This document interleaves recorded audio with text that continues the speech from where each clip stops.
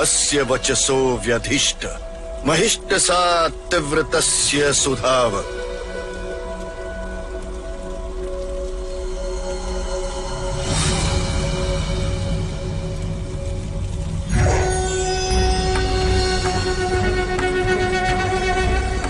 इंद्रदेव का संकेत मिल गया है। सप्त सिंधु की भूमि आर्यवर्त कहलाना जिसकी नियति है, उसकी खोज के इस अंतिम पड़ाव से हमारे एक दल को तुरंत प्रस्थान करना होगा। स्तुतियों का यश इंद्र, शत्रुओं के नाशक इंद्र, स्तुतियों का यश इंद्र, शत्रुओं के नाशक इंद्र। अग्निदेव ने भी इस बार हमारे सारे यज्ञ सफल किए।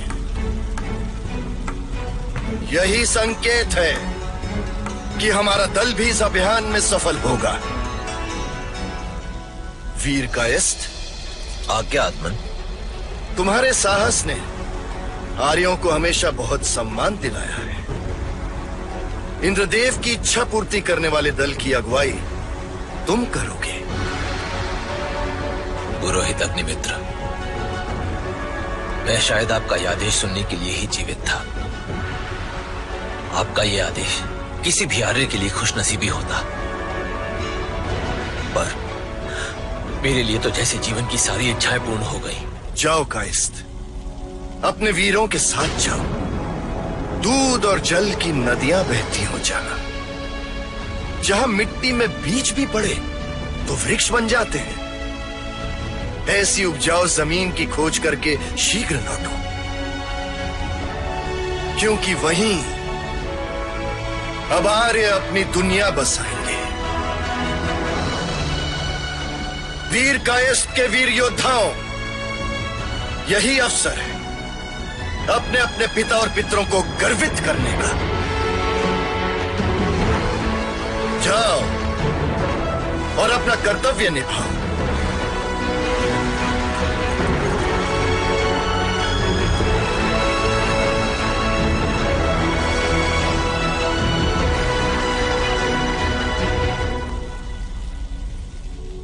वीर कायस्थ आने वाले हैं। पता नहीं किसकी किस्मत जागेगी। वैसे तुम्हारा जाना तो तय है, क्योंकि रास्तों की समझ तुमसे अच्छी किसी को नहीं। तुम्हारा कहना सच हो वरुण देव। हमें सिंधु नदी के दुर्गम मार्ग को ढूंढकर जल्दी वहां पहुंचना होगा और वहां की उपजाऊ जमीन पे आर्यवर्त की स्थापना करनी है। कितना महत्वपूर्ण अभियान है, और उतना ही मुश्किल भी।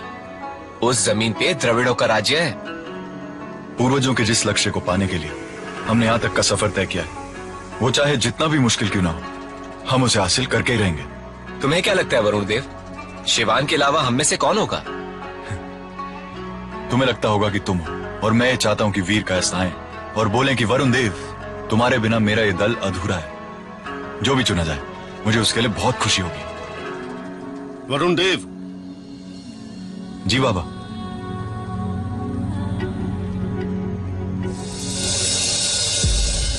बाबा, ये जनेऊ तो चांदी का है।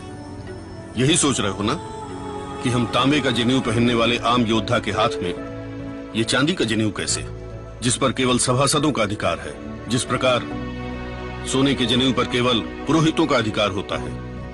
जी। तुम कुछ ही महीने के थे जब सफर को जाते हुए एक सभासद हमारे घर पे रुके थे और हमें सेवा का अवसर दिया था। जाते समय उन्होंने तुम्हें अपनी गोद में उठाया था।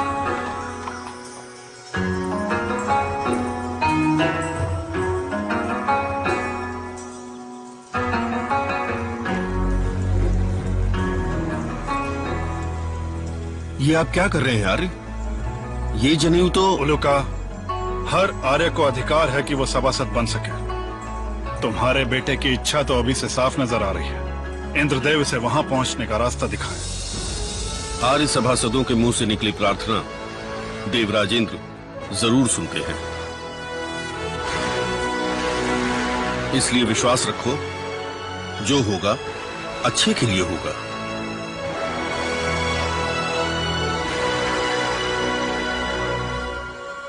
आर्य वीरों,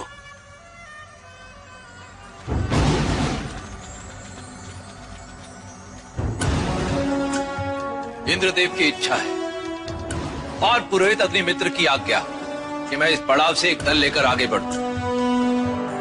इस काम में खतरा भी है और मुश्किलें भी। मुझे कुछ ऐसे वीर चाहिए जो खतरों से खेलना भी जानते और मुश्किलों से लड़ना भी।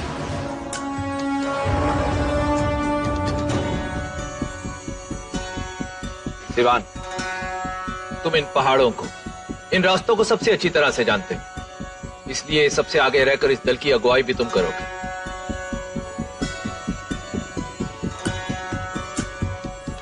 तुम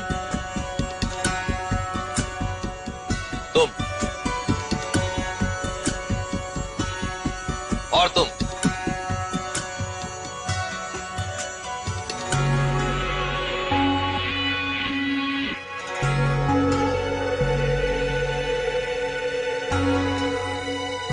वरुण देव, तुम। समय बहुत कम है वीरो, तैयारी करो, अभी चलना है।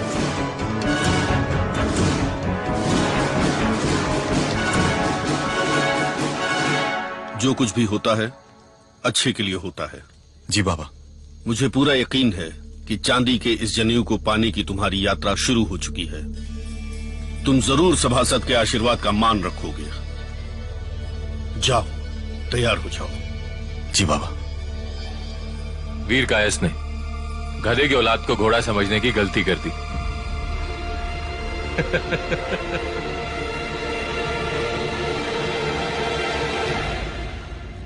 बार बार आपकी बेइज्जती नहीं कर सकते।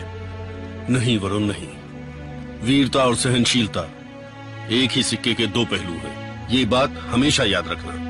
अभी तुम्हारे सामने एक बहुत बड़ी जिम्मेदारी है, पूर्वजों के स्वप्न को साकार करना। यही तो हम आर्यों का लक्ष्य भी है, और इस सपने को पूरा करने में तुम एक बहुत बड़ी भूमिका निभाने वाले हो। स्मरण रहे सबको वो स्वप्न पूर्वजों का, वो यथार्थ वंशजों का। लक्ष्य अब यही है, हमारे विजय ध्वजों का। आर्यवर्त, आर्यवर्त, आर्यवर्त।